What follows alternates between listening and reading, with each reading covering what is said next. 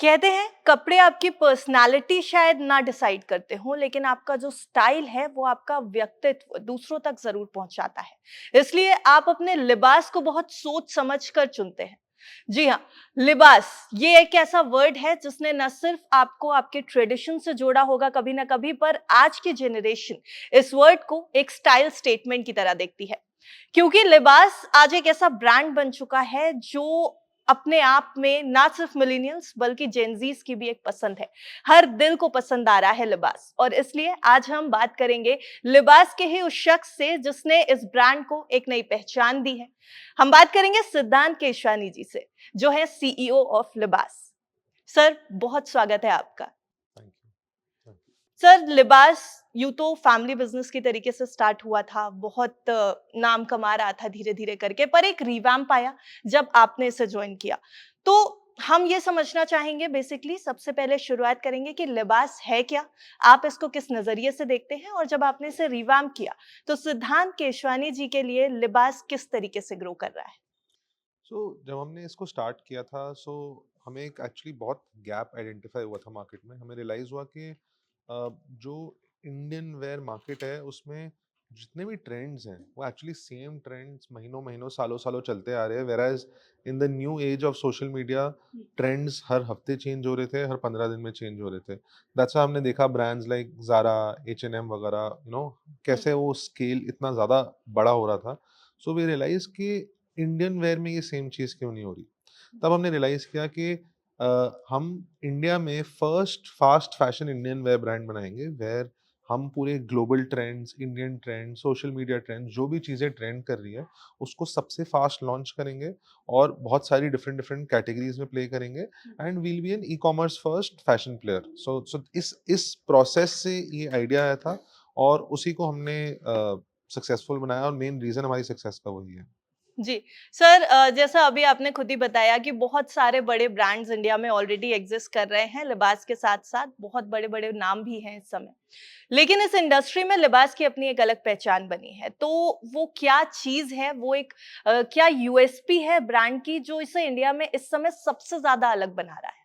सो हमें रियलाइज हुआ था अराउंड 2014-15 में कि एक बहुत डिफरेंट वेव आ रही है इंडिया के अंदर, वेयर छोटे टाउन्स में यंगर क्राउड्स हुँ, ब्रांड्स की तरफ मूव होना चाहते हैं। हुँ, अगर आपको याद होगा तो आई थिंक 50-100 साल से शॉपिंग स्पेशली इंडियन वेयर की ऐसे होती थी कि हर एरिया में, हर लोकेलिटी में, हर सिटी में अपने एक रीजनल स्टोर्स होते थे हुँ, जहाँ पूरी फैमिली सालों से शॉपिंग करते आ रही थी, जो सिर्फ वहीं पे सीमित थे। फॉर एग्जांपल अगर आप इंदौर चले जाओगे तो वहाँ के 2-3 स्टोर्स होते थे, चंडीगढ़ चले जाओगे वहाँ पे होते थे। हुँ, तो हमें रियलाइज़ हुआ कि ग्लोबल लेवल पे, सॉरी पैन इंडिया लेवल पे, कोई भी ऐसा सेंट्रल ब्रांड नहीं है जो जो पूरे इंडिया को सर्व कर रहा हो और हुँ, जो ट्रेंड्स बहुत फास्ट लेकर आ रहा हो।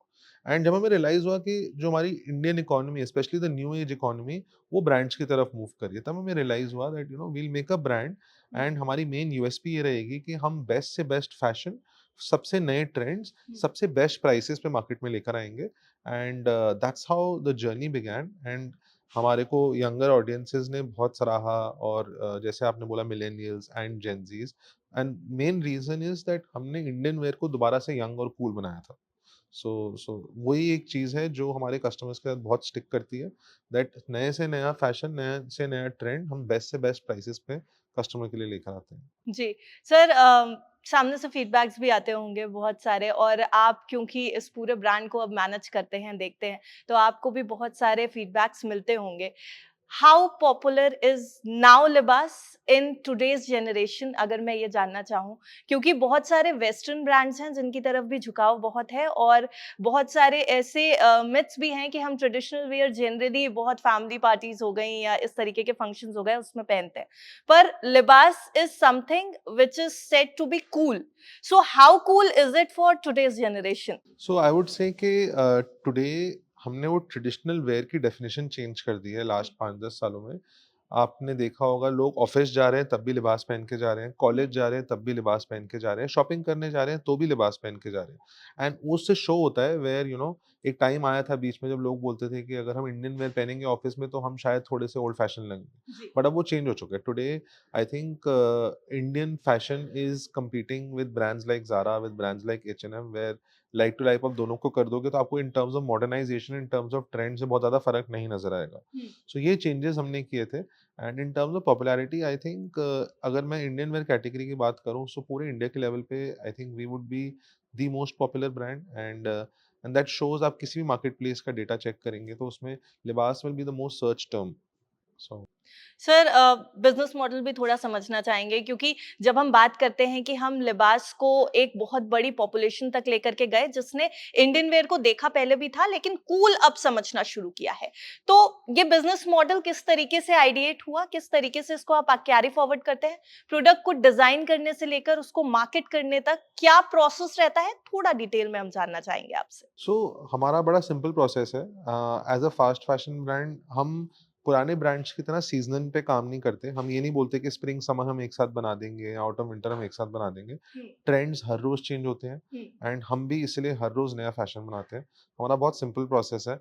एवरी वीक हम न्यू डिज़ाइन्स और न्यू सैंपल्स बनाते हैं एंड फिर उसका सिलेक्शन प्रोसेस होता है। एंड एवरी वीक आप कभी भी हमारे स्टोर जाएँगे या कभी भी ऑनलाइन वेबसाइट पे जाएँगे, आपको एवरी वीक कुछ ना कुछ नए प्रोडक्ट्स मिलेंगे। तो सिंपल प्रोसेस है। कोई ट्रेंड हमने आइडेंटिफाई किया, उससे उस ट्रेंड के बेसिस पे एज अ मूड बोर्ड हमने 100 नए डिज़ाइन, 200 नए डिज़ाइन बनाए, उसमें से हमने सिलेक्शन करी, फिर फोटोशूट हुआ, फिर प्रोडक्शन का प्रोसेस हुआ, वेयर हमने रॉ मटेरियल प्रोक्योर किया, फैक्ट्री में भेजा, वहाँ पे सारा मैन्युफैक्चरिंग का प्रोसेस बना, फिर हमारे वेयर हाउसेज में हिट किया। And in terms of distribution हमारे चैनल्स बड़े फिक्स्ड हैं। वी आर ऑनलाइन फर्स्ट, तो अ, हमारी खुद की वेबसाइट है। We are available across all market places, we are available across सारे quick commerce channels. And in terms of offline हमारा वी आर अवेलेबल सारे शॉपर स्टॉप में, रिलायंस ट्रेंड्स में, लाइफस्टाइल में, एंड हमारे खुद के भी अराउंड 40-45 स्टोर्स हैं जहाँ पे हम भी अवेलेबल हैं।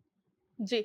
सर जब ऑनलाइन और ऑफलाइन दोनों चैनल्स की बात कर रहे हैं तो बेसिकली फ़ोकस जो होता है वो थोड़ा डिवाइडेड होता है। आज के समय में ऑनलाइन शॉपिंग भी बहुत ज़्यादा पॉपुलर हो चुकी है और मैं ये कहूँगी कि अगर हमारे पास चॉइस होती है तो हम कोशिश करते हैं एक बार ऑनलाइन जाकर के ज़रूर सर्च कर लें। क्या लिबास ऑनलाइन चैनल्स पर ज़्यादा फ़ोकस करता है या इक्वल फ़ोकस है ऑनलाइन और ऑफलाइन का? किस तरीके से इसको वेरिएट करता है? हमारा रिवैम्प ऑनलाइन से फर्स्ट हुआ था, तो अभी भी हमारा 80% बिजनेस ऑनलाइन चैनल से ही आता है। It's our more preferred channel. Hmm, offline हमें स्टार्ट करे हुए भी सिर्फ 2 से ढाई साल हुए हैं एंड हमारा 20 पूरे बिजनेस का सिर्फ 20 से 25% बिजनेस ऑफलाइन से आता है। हुँ, हमें ऐसा लगता है कि बोथ मार्केट साथ साथ एग्जिस्ट करती हैं। हमें ऐसा लगता है कि टुडे हम फैमिली के साथ सैटरडे संडे वीकेंड में मॉल्स जाते हैं, स्टोर्स जाते हैं, हम वहाँ से प्रोडक्ट्स खरीदते ही खरीदते हुँ, हैं। But at the same time जब हमारी रोज की लाइफ बहुत बिजी होती है, Monday Tuesday Wednesday Thursday Friday, हमें कुछ भी चाहिए होता है तो हम ऑनलाइन ही जाके लेते हैं। हम स्पेशली जाके मॉल में गाड़ी पार्क करके लेने नहीं जाएंगे। तो हमें लगता है कि दोनों इकोसिस्टम साथ साथ एग्जिस्ट करते हैं और सेम कस्टमर कभी अपने कन्वीनियंस के हिसाब से ऑफलाइन शॉपिंग करता है, कभी क्विक कॉमर्स पे शॉपिंग करता है, कभी ई कॉमर्स पे शॉपिंग करता है। जी। सर लिबास के ही बारे में अगर मैं बात करूँ तो एक बहुत बड़ी फैमिली ज़रूर है लिबास की, ना सिर्फ़ कस्टमर्स को जोड़ करके बल्कि एक बहुत बड़ा ग्रुप भी हो गया है अब लिबास। अ, कितने लोग हैं जो यहाँ पर एम्प्लॉयड होंगे? किस तरीके से मैनेज कर रहे हैं? क्या फ़िलॉसफ़ी है उन लोगों को लिबास के साथ जोड़ के रखने की? हमारी जितनी भी टीम्स हैं, इट्स लाइक अ फैमिली। आज की डेट में हमारे पास मोर देन 1500 पीपल हैं जो एज अ टीम लिबास हैं across warehouses, office, store, सारे चैनल्स पे। हमने एक बहुत ही अच्छा कल्चर डेवलप किया है वेयर हम ट्रेडिशनल कंपनी की तरह नहीं काम करते, हम सबको फैमिली की तरह लेके चलते हैं, हम सबकी नीड्स को हमेशा सबसे ज़्यादा आगे रखते हैं। And that is been the philosophy, that's why कोई एक बार लिबास ज्वाइन करता है तो फिर छोड़ के भी नहीं जाता। Sir has it been challenging Siddhant कि एक फैमिली बिजनेस जो ऑलरेडी एक ट्रेडिशनल वेयर में, क्योंकि आप ट्रेडिशनल वेयर में पहले ये सोचते थे ना कि अब आप क्या नया कर दोगे उस ट्रेडिशनल वेयर में, हमें ट्रेडिशनल वेयर के नाम पे अगर दिखाई देता है तो या तो साड़ी होती है, सूट्स होते हैं, कुर्तीज ज्यादा से ज्यादा हम एक समय पे ये सोचते थे, लेकिन उसको रीडिजाइन करना, उसको यूथ तक पहुंचाना और उसको एक नई पहचान देना कैसे चैलेंजिंग रहा था और वो क्या आइडियाज थे? बेसिकली मैं ये समझना चाहती हूँ कि आप एक ट्रेडिशन को आज का ट्रेंड बना दो। सी अब मुझे ये रियलाइज हुआ दैट आज की डेट में भी उस टाइम पे मैं देखता था कि लोगों की प्रेफ़रेंस हुँ, एक ऑफ़िस जाने के लिए भी कुर्ता होती थी, बिकॉज़ कंफर्टेबल है, हुँ, ईज़ी है, आप कंफर्टेबली पब्लिक ट्रांसपोर्ट में पहन के जा सकते हैं। इन terms of all different aspects it was a perfect outfit. बस उसमें सिर्फ़ एक गैप ये आ रहा था कि वो प्रिंट मैं 20 साल से देखता आ रहा था बिकॉज़ मेरी फैमिली में फैशन चलता आ रहा है। तो 20 साल पहले भी वही था और 20 साल बाद भी वही था। तो मुझे ऐसे रियलाइज़ हुआ कि इसको कोई रिवैम्प नहीं कर रहा, लोग बहुत कंफर्टेबल हो गए हैं उन्हीं डिज़ाइन्स को लेके, उन्हीं चीज़ों को लेके, व्हेयरएज़ ग्लोबल ट्रेंड्स बहुत फास्ट चेंज हो रहे थे। हुँ। सोशल मीडिया का बर्थ हुआ था, हर रोज़ हम देखते थे एक रील वायरल होती है तो हम देखते हैं कि ट्रेंड पूरा ओवरऑल बदल जाता है, राइट? तो मुझे ये रियलाइज़ हुआ कि जब ये ग्लोबली हो सकता है, हर कंट्री में हो सकता है, तो मतलब इंडिया में ये चीज़ क्यों नहीं हो रही? क्यों हम इस चीज़ को उसी टाइप की एम्ब्रॉयडरी, उसी टाइप्स के प्रिंट्स में कंफर्टेबल है, why can't we modernize it? तो उस सोच के साथ हमें रियलाइज़ हुआ, डिफिकल्ट बिल्कुल भी नहीं था बिकॉज़ कोई कर नहीं रहा था। हुँ। सो लिटरली हमें इंस्पिरेशन लेनी थी, हमें देखना था कि बाहर क्या चल रहा है, and we had to make sure we are the first person. Difficult तब होता है जब 50 लोग कर रहे होते हैं और मुझे I was the 51st person to come in, तब वो मुश्किल हो जाता है बिकॉज़ ऑलरेडी 50 लोग कर रहे हैं। हमारे केस में क्या था कि कोई कर नहीं रहा था। So hmm. I think it was an easy journey. Inputs मिले होंगे फैमिली की तरफ से क्योंकि कोर्स, बहुत लोग ऑफ कोर्स, इन्वॉल्व थे। ऑफ कोर्स हमारी we come from a family business where हम आई थिंक मैं जब से आई थिंक प्रोबब्ली मैं 5 इयर्स का हूँगा तब से मैं देखता आ रहा हूँ हमारे घर पे डिनर टेबल्स पे सिर्फ बात ही कपड़े की होती थी। तो वो डीएनए में इनबिल्ट था हुँ। एंड इतना एक्सपीरियंस जो मैन्युफैक्चरिंग में साइड में था हमने उसको एक्चुअली यूज़ किया इसको रिवैम्प करने के लिए और उसको स्केल अप करने के लिए। क्या प्राइस रेंज को लेकर के भी कुछ आइडिएशंस थे कि हम किस तरीके के जेनरे को कंसंट्रेट करना चाहते हैं?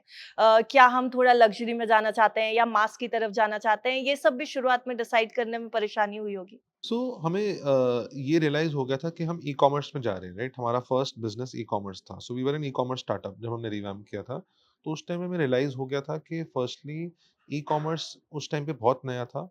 लोग हेजिटेट करते थे कि हम 500 से ₹1000 से ज़्यादा खर्च ना करें ऑनलाइन। हुँ। तो हमें रियलाइज़ हुआ अगर 500 से ₹1000 की कैटेगरी में फ़ोकस करना है, तो work wear kurta would be the best category. तो हुँ। हमने वर्क वेयर कुर्ता से बिज़नेस स्टार्ट किया था। हम प्लेन कुर्ता बनाते थे, हमारी एवरेज सेलिंग प्राइस 700 से 800 होती थी। हमें लग्जरी सेगमेंट में नहीं जाना था बिकॉज़ हम चाहते थे कि हमारे ट्रेंड्स मैक्सिमम लोगों को इंडिया तक पहुँचे। बिकॉज़ हमारा जो इंडिया जो ट्रू भारत है, वहाँ पे लोग कपड़ों पे 800 हज़ार रुपए से ज़्यादा खर्च करना नहीं पसंद करते थे। तो हमारा ये हमेशा से फ़ोकस था कि हमें मैक्सिमम रीच जाना है, हुँ। रादर देन उसको लग्जरी बना के सिर्फ़ लिमिट कर दें हम कुछ पिन कोड्स को। सो हुँ। वो हमारा हमेशा से सेम फ़ोकस था। आप फैशन इंडस्ट्री से जुड़े हुए हैं और आप खुद बता रहे हैं कि क्योंकि ये फैमिली बिजनेस था तो आपने बचपन से इस इंडस्ट्री को समझा है। आज की इंडस्ट्री में बहुत सारे चैलेंजेस हैं क्योंकि ब्रांड्स बहुत सारे हैं, ये हम सबको दिखता है। कंपटीशन बहुत है, ये भी हमें दिखता है। पर वो चैलेंजेस जो आप बीइंग इन इंडस्ट्री फेस कर रहे हैं या आपको लगता है कि फैशन इंडस्ट्री फेस कर रही है, वो किस तरह के चैलेंजेस हैं?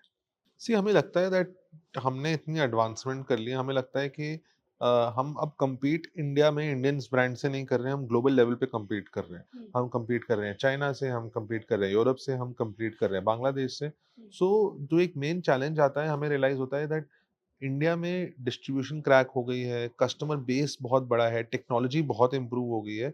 बट एक चीज़ जहाँ अभी भी थोड़ा-सा लैग है एंड हम बाकी कंट्रीज़ से थोड़ा पीछे हैं, मैन्युफैक्चरिंग साइड पे। Hmm. Today to build a complete fast fashion brand, जैसे आपने बाहर के ब्रांड सुने होंगे, शीन, ज़ारा, H&M, राइट?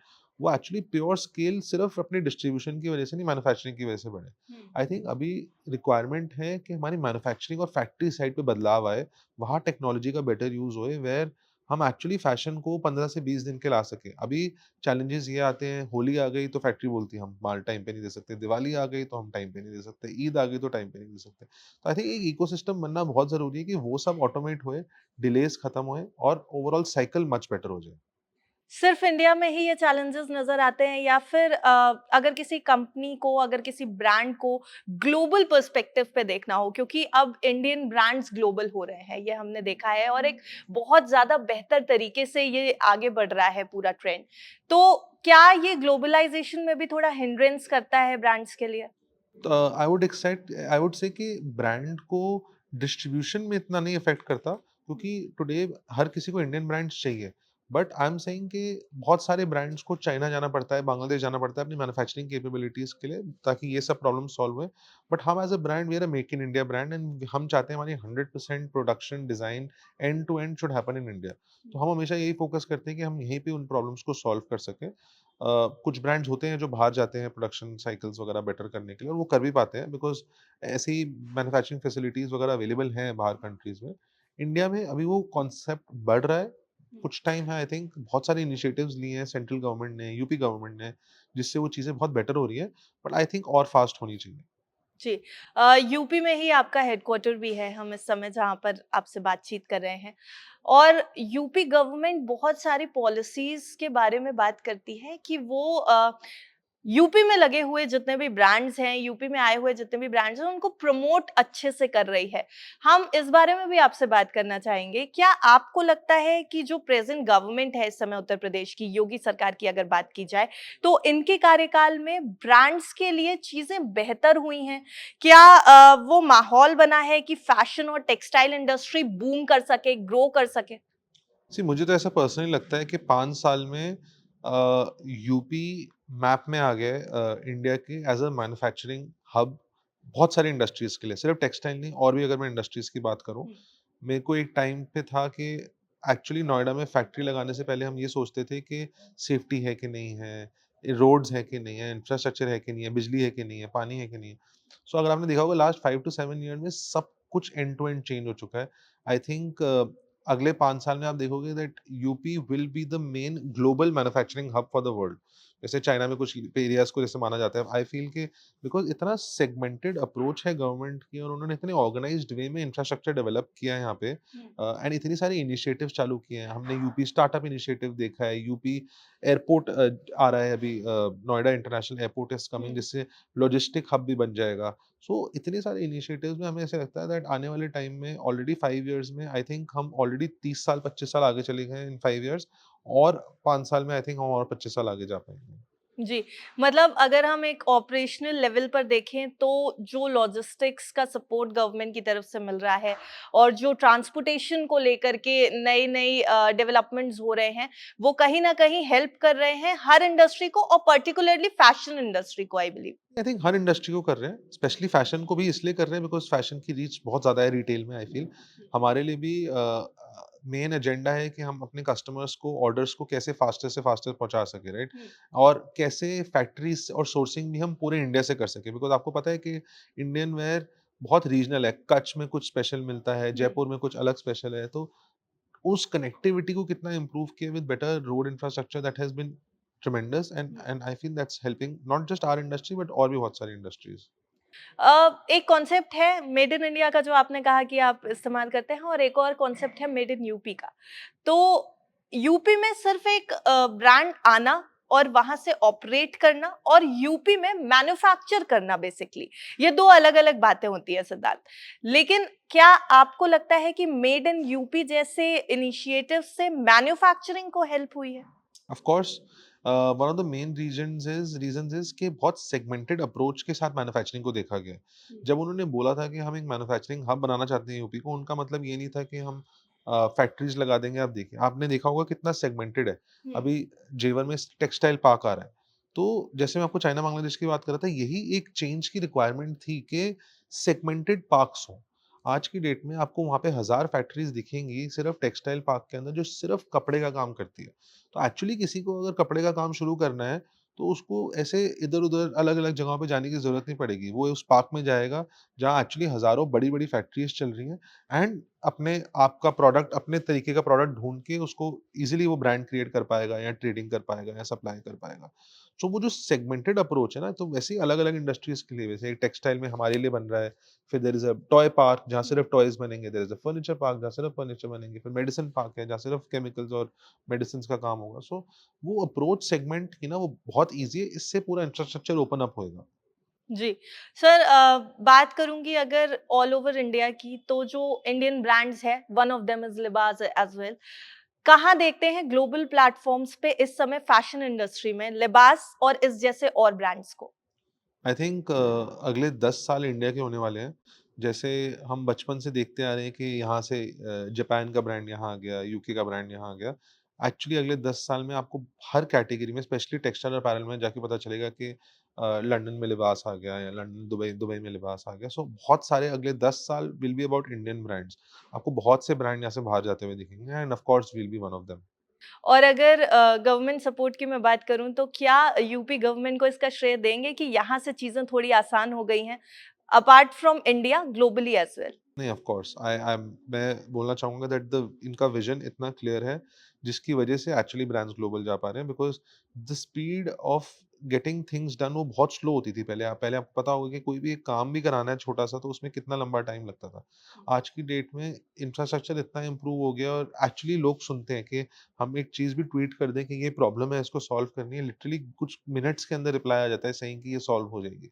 सो जिस so I think UP government is like a startup. जैसे हम एक स्टार्टअप हैं, हम एक हसल नेचर है ना कि मुझे बस एक ग्लोबल लेवल पे अपने आप को एक ब्रांड बनाना है, वैसे आई थिंक यूपी भी वैसे ही कर रहा है कि यूपी को वर्ल्ड मैप में आना है। अभी वो हुँ। इंडिया मैप में आया as a manufacturing hub, but I feel that in the next 2-3 years वो वर्ल्ड मैप पे एक मैन्युफैक्चरिंग हब बनेगा। So and I think her step उनका उस डायरेक्शन में बिल्कुल परफेक्ट है। सर, यूपी गवर्नमेंट की पर्टिकुलरली बात करें तो हमने आपने खुद अभी ज़िक्र किया अपने एक जवाब में कि जयपुर की कोई और फैशन इंडस्ट्री पॉपुलर होगी या कच्छ से कुछ और गारमेंट्स पॉपुलर होंगे। बीइंग इन उत्तर प्रदेश, आपको इस कहाँ पे अभी देख रहे हैं इस स्टेट को, अगर हम फैशन इंडस्ट्री की बात करें, कि किस तरीके से उभर रहा है उत्तर प्रदेश योगी सरकार के टर्म में, जब ऑल ओवर इंडिया हम फैशन और ट्रेंड्स की बात करते हैं? सो जैसे जब हम बोलते हैं कि एक हब बन जाता है ना, हुँ, तो हब का मतलब ही ये है कि हम क्यूरेट करेंगे पूरे इंडिया से, लेकिन उसको लेके यहाँ पे आके असेंबल करेंगे। तो मैन्युफैक्चरिंग का सिर्फ मतलब ये नहीं है कि हर चीज़ यहाँ बनानी है। हम क्या करते हैं, हम जयपुर का बेस्ट, बनारस का बेस्ट, कच्छ का बेस्ट सब कुछ लेके आके हम चाहते हैं कि वो एम्ब्रॉयडरीज़ और वो स्पेशलिटीज़ को हम इंडिया यूपी में लाके यहाँ पे उसको असेंबल करके मैन्युफैक्चर करें। Hmm, so we see UP to be a manufacturing hub.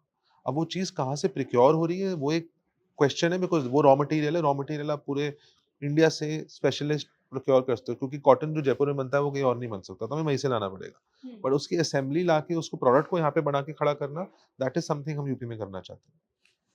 जब एक फैशन और टेक्सटाइल कंपनी की बात होती है, जब एक ट्रेंड सेटर की बात होती है, तो उसके पीछे बहुत बड़ी वर्कफोर्स होती है सिद्धांत। और ये वर्कफोर्स शुरू हो जाती है उन आर्टिज़न्स से जो यहाँ के लिए काम कर रहे हैं, जो अपनी पूरी मेहनत दे रहे हैं, एक-एक सिलाई, एक-एक बुनाई के जो आर्टिज़न्स हैं उनसे। और उत्तर प्रदेश में बनारस एक ऐसी जगह है जहाँ पे बुनकरों का क्षेत्र ही कहा जाता है। तो उत्तर प्रदेश में ऐसे बहुत सारे आर्टिज़न्स हैं, जो फैशन इंडस्ट्री को सपोर्ट करते हैं। क्या आपको लगता है, क्योंकि आप जब यहाँ पर इस पोज़ीशन पर बैठते हैं तो आप सबसे मिलते होंगे, सबसे बात करते होंगे, उनकी प्रॉब्लम्स भी आपको पता होंगी। क्या आपको लगता है कि योगी सरकार में उन प्रॉब्लम्स को एड्रेस बेहतर तरीके से किया जा रहा है? I agree. जैसे मैंने आपको पिछली बारी बताया कि कोई भी प्रॉब्लम अगर मेरी सुनी जा रही है, तो आई एम श्योर सबकी सुनी जा रही है, राइट? आई एम श्योर वो ब कॉमन प्रॉब्लम्स अगर मैं जानना चाहूँ जो हुँ, बेसिकली आर्टिज़न्स को आती होंगी, हुँ। अगर सी आई आपसे। थिंक आर्टिज़न्स को सबसे बड़ी प्रॉब्लम आती है एक रीच की। जैसे हम बोलते हैं कि फार्मर को अपनी खेती बनानी आती है, बट उस फार्मर डिस्ट्रीब्यूशन में अच्छा नहीं है, राइट? तो यूपी गवर्नमेंट ने भी कुछ इनिशिएटिव्स और स्टार्टअप्स इनिशिएटिव्स क्रिएट करे हैं, जो भी आर्टिज़न्स हैं या कोई भी लोग हैं, उनको सेंट्रली ला के आई थिंक वो इम्प्रूव हो सकता है। आई थिंक एक टेक्नोलॉजी बिल्ड करी जा सकती है, हुँ। वेयर सबके लिए कॉमन पूल हो जाए, जो अपनी जो भी डिज़ाइन है, जो भी आर्टिस्ट्री है, आप उसको वहाँ प्रेज़ेंट कर सकें, so that brands, customers, company तक आप ज़्यादा ईज़ियर और फास्टर वे में पहुँच सकें। जब बहुत सारी अच्छाइयाँ होती है ना, तो कहीं न कहीं नीड फॉर इम्प्रूवमेंट भी होता है और स्कोप फॉर इम्प्रूवमेंट भी होता है सिद्धांत। तो अगर हम आपसे ये बात कर रहे हैं कि यूपी गवर्नमेंट ने कहाँ-कहाँ बेहतर काम किया है, तो कहीं न कहीं कोई एक लूपहोल होगा जहाँ पर अभी भी सुधार की ज़रूरत है, कुछ सजेशंस भी होंगे आपके मन में। सुधार अगर ना भी कहें तो सजेशंस तो हम मान ही सकते हैं। अगर आपको मौका मिलता है हमारे मुख्यमंत्री जी से मिलने का, योगी आदित्यनाथ से मिलने का, कुछ सजेशंस जो सरकार को देना चाहते हैं, particularly from being a trend setter लिबास आउटलेट? सो जैसे मैंने आपको बोला कि ऐसा नहीं है कि हमने सब कुछ कर लिया है, यूपी गवर्नमेंट ने अभी सब कुछ कर लिया। हमारा ये थॉट प्रोसेस है कि जो डायरेक्शन है, जो एक रास्ता उन्होंने चुना है वो परफेक्ट है और उससे सब कुछ अचीव हो जाएगा। ऑफ कोर्स गैप्स निकल के आते हैं, हमारे बिज़नेस में भी गैप्स हैं। आई फ़ील कि यूपी में अभी भी menu as a true manufacturing hub और बहुत सारे कुछ-कुछ इंसेंटिव्स की रिक्वायरमेंट है। जैसे आई फ़ील कि इलेक्ट्रिसिटी थोड़ी चीपर हो सकती है, जो भी काम कई इलेक्ट्रिसिटी रिलेटेड है, फॉर एग्ज़ाम्पल मशीन्स चल रही हैं या वो सब चल रही हैं। सो लैंड उन्होंने एक्चुअली बहुत अच्छा अवेलेबल कराया, तो उसके बारे में कंप्लेन नहीं कर सकते। But I feel basic infrastructure हो रहा है। मैं ऐसे कोई पिन पॉइंट नहीं कर पाऊँगा मेजर चीज़ें, बिकॉज़ आई थिंक हम जैसे लोग ऑलरेडी अलग-अलग पूल्स के थ्रू कनेक्टेड होते हैं, हमारे फोरम्स होते हैं, कमिटीज़ होती हैं, जहाँ एक्चुअली चीज़ों के बारे में चर्चा होते हैं, बट वो सॉल्व हो रही हैं। तो गैप्स हैं, बट ऐसा नहीं है कि वो सॉल्व नहीं हो रहा, कोई उसको सुन नहीं रहा। हुँ। सर, हमारे साथ आप जुड़े, आपने लिबास के बारे में हमसे बातचीत की और बहुत कुछ ऐसा बताया जो इस इंडस्ट्री की अभी भी प्रॉब्लम्स हैं और जिनको एड्रेस भी किया जा रहा है। ख़ास तौर से उत्तर प्रदेश में बहुत बेहतर तरीके से जिस तरीके से फ़ैशन इंडस्ट्री ग्रो कर रही है, उसके लिए आपका बहुत-बहुत शुक्रिया। आपके व्यू पॉइंट्स बहुत मुझे लगता है हमारे व्यूअर्स तक पहुँचेंगे और ये समझ में आएगा उन्हें कि लिबास क्या चीज़ है और किस तरह से फ़ैशन इंडस्ट्री में गवर्नमेंट के सपोर्ट से एक ट्रेंड सेट किया जा सकता है। बट चलते-चलते एक और सवाल मैं आपसे ज़रूर करना चाहूँगी आखिरी में, अब लिबास का फ़ोकस कहाँ है? सी जैसे मैंने आपको बताया, हम एक ग्लोबल ट्रेंड सेटर बनना चाहते हैं। हम चाहते हैं कि हम इंडियन फैशन को ग्लोबली लेके जाएँ। हुँ। तो हमारे नेक्स्ट 3 इयर्स का विज़न है दैट नाउ इंडिया में हम सब one of the most popular brands हैं, वैसे ही ग्लोबली हम one of the most popular brands बनना चाहते हैं और हमारे काफ़ी सारे इनिशिएटिव भी उसी की तरफ जा रहे हैं। थैंक यू सो मच सिद्धांत। और जब बात की जाती है आपके कपड़ों की, आपके स्टाइल की, आपके ट्रेंड की, तो स्टाइल वो चीज़ होती है जो आपको अपनी पर्सनैलिटी दूसरों के सामने आपके निखार के बारे में बता दे, वो भी बिना कुछ बोले। तो जब स्टाइल की बात होती है तो इंडियन वियर सबसे पहले आता है और लिबास वन ऑफ दोज़ प्लेटफ़ॉर्म्स है, जो इस समय इंडियन वियर को रिवैम्प कर रहा है, एक ट्रेंड सेट कर रहा है। और हमारे साथ इस समय सिद्धांत केशवानी जी से जिनसे बहुत सारी बातें की हैं हम लोगों ने, लिबास के बारे में, यूपी गवर्नमेंट के बारे में और उनके इनिशिएटिव्स के बारे में कि किस तरीके से फैशन इंडस्ट्री को उत्तर प्रदेश में प्रमोट किया जा रहा है। थैंक यू सो मच सिद्धांत for joining us. Thank you.